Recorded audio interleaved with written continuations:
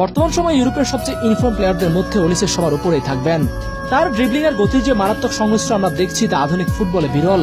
Olise যখন বল নিয়ে এগোতে থাকেন তখন ডিফেন্ডাররা তাকে আটকানোর পরিকল্পনা করার আগেই তিনি চোখের পলকে তাদের পাশ কাটিয়ে বেরিয়ে যান।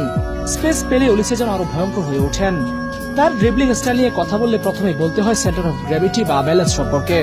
ওলিসে যখন পূর্ণ গতিতে থাকেন তখনও তিনি বলকে তার শরীরের এতটাই কাছে রাখেন যে ডিফেন্ডারদের জন্য তাকে ট্যাকেল করা প্রায় অসম্ভব হয়ে পড়ে।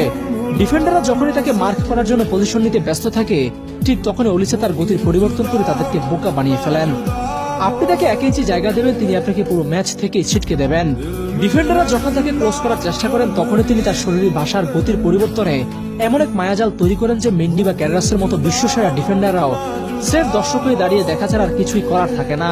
সবচেয়ে ভয়ের ব্যাপার হলো তার ডিসিশন মেকিং, কখন ড্রিবল করতে হবে আর কখন নিখুঁত শটে গোলকিপারকে পরাস্ত করতে হবে।